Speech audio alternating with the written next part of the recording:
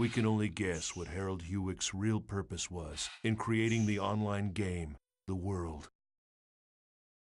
But many think that it was first created as a testament to the woman he loved.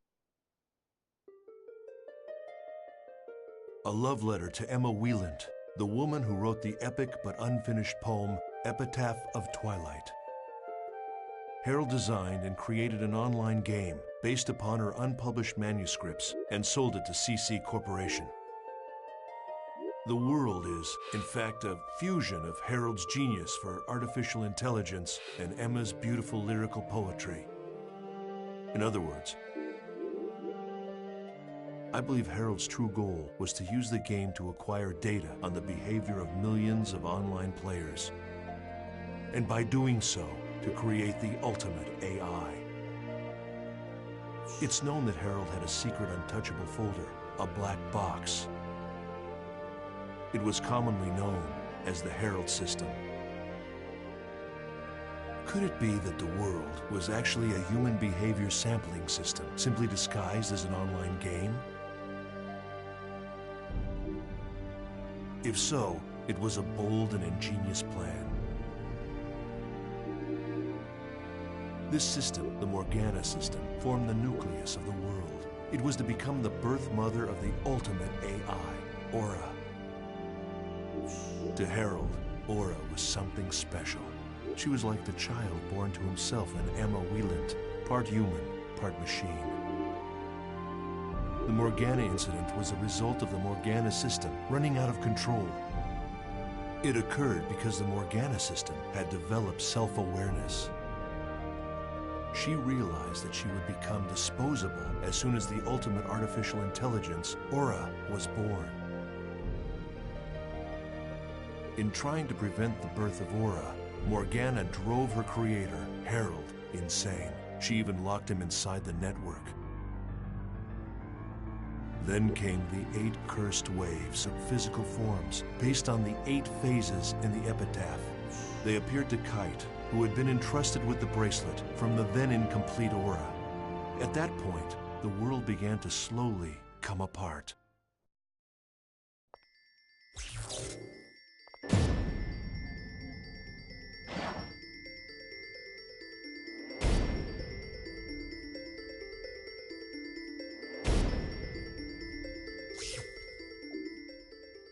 After destroying the 3rd phase Magus, Kite returned to Root Town, only to find the world completely in ruins.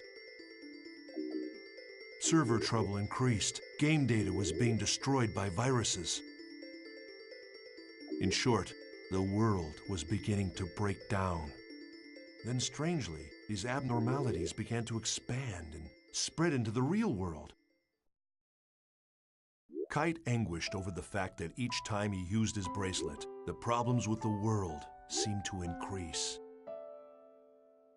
However, with the encouragement of Black Rose, whose real-life younger brother was still in a coma from the incident, Kite reconciled with Orca's friend, Balmung, and decided on a course of action.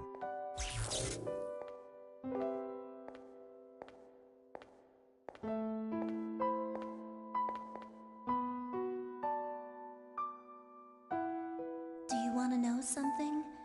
My brother fell unconscious here. Oh. I didn't tell you because I couldn't find the right time. Sorry. When I first met you, I forced you to come here, right? Yeah. I wanted to see what had happened here with my own eyes, yet I was too frightened to come here by myself. And I still feel that way. I'm very, very scared.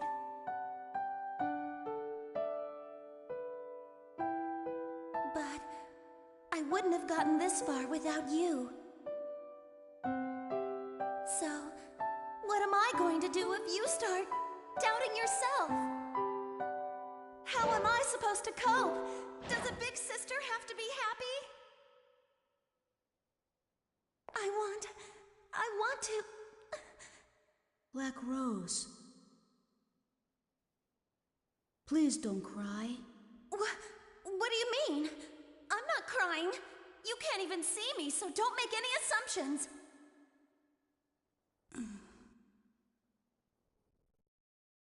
There you go. How typical. You always clam up when you should be talking.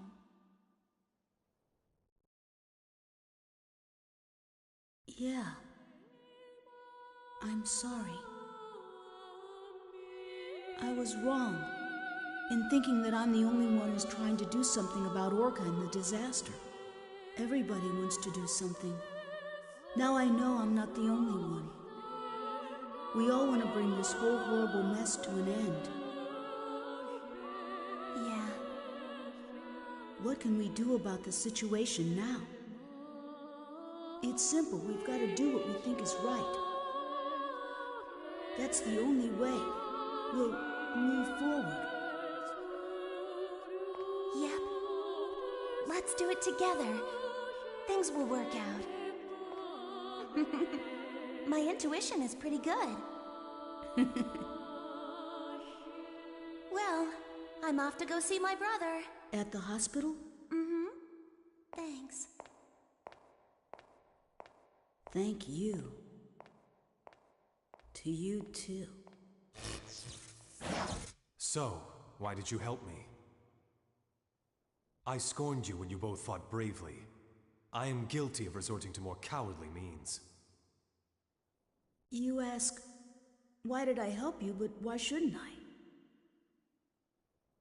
Yes, of course. I seem to have lost myself in hatred for the power of that bracelet.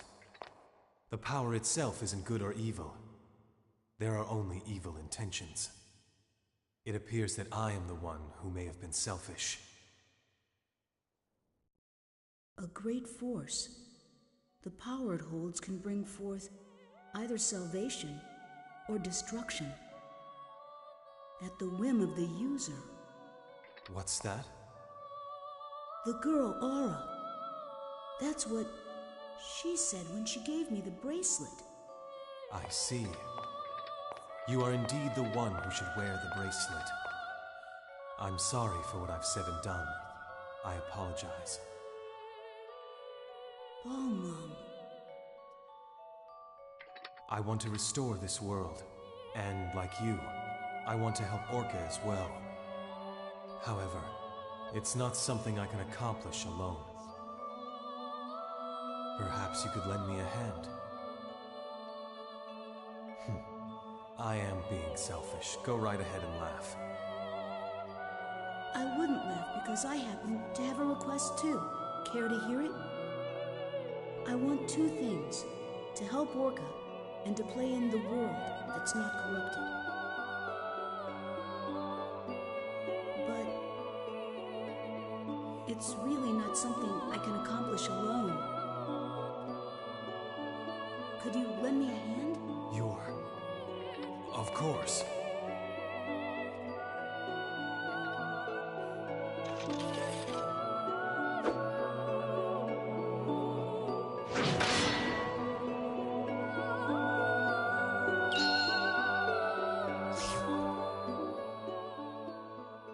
While discussing the cursed waves described in the epitaph of Twilight,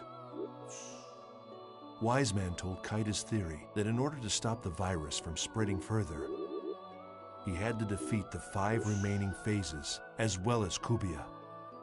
Wiseman's theory was of extreme interest to those of us working on Project GU. It helped explain the relationship between the bracelet and Kubia, and Aura, and Morgana's 8 phases. In order to comprehend this theory, one must understand the true meaning encoded into the Epitaph of Twilight poem. Wise Men knew a lot more than we at Project GU.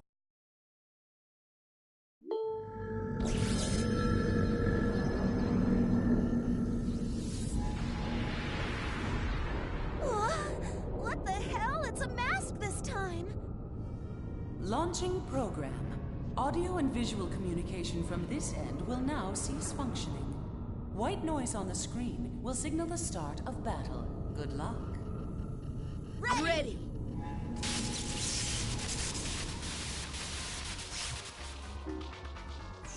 With help from Wiseman and Helba, Kite defeated the fourth phase, Fidhel. He also obtained the second Aura segment. However, Leos, who was concerned about the spread of the virus, decided to destroy the world servers. Guided by her voice, Kite descended into the dungeon and was reunited with Aura. However, before that, Kubia appeared for a third battle with Kite.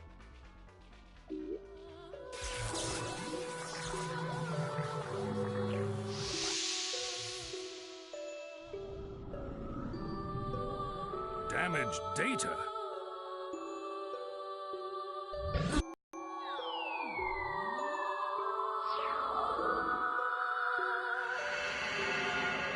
What's this?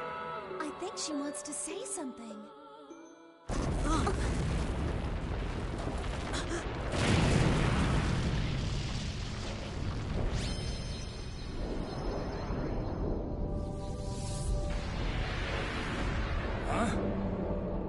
What is it? Something like that exists? It's that thing again! It's big. Too big. Can we defeat it? It's growing. As if responding to the call of the bracelet, Kubia's strength grew enormous. Kite must have felt terrible, having upset the very balance of the world. Or perhaps his mental state was like mine. Perhaps like me, he decided to try and act heroically, using the power at his command to set the world back on the correct path. After a long and difficult second battle, Kite defeated Kubia and made peace between the hacker Helba and the admin Leos. When we learned that, for this battle anyway, we were on the same side as a detested hacker. My teammates and I couldn't hide our surprise. Just as the epitaph of Twilight foretold, the King of Light and the Queen of the Dark were to fight on the same side.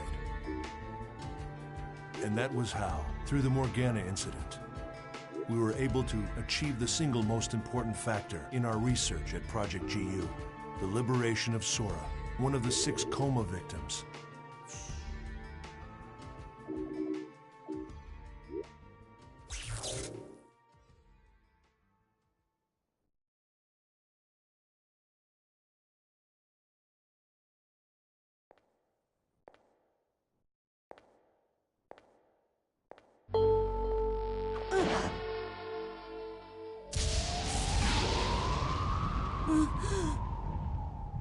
That's...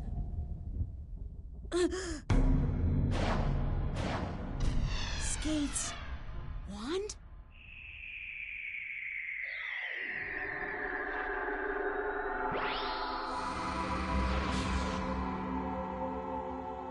Huh?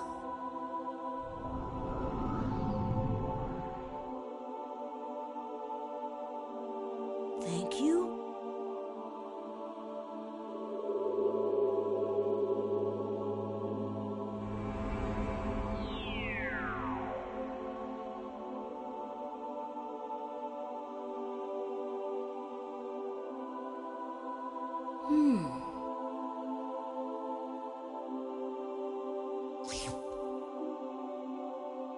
Skaith had done it.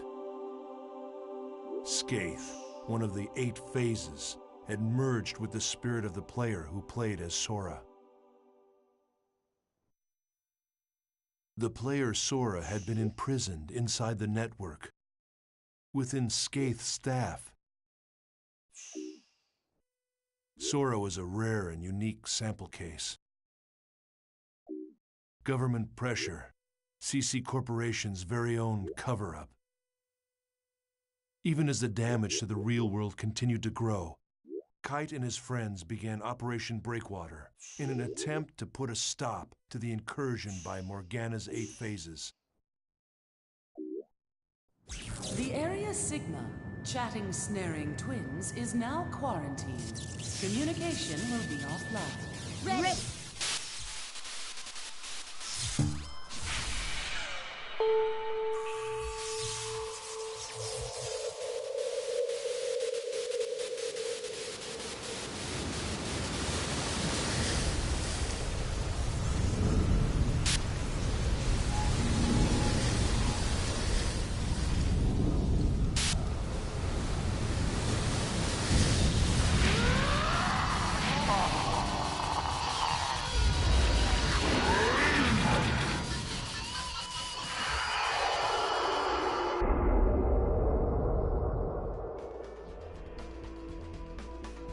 Just who designs these freaky things anyway? After defeating the fifth phase Gore, Kite received a transmission from Helba. At last, the source of the cursed wave had been discovered. It was the self-aware program, Morgana.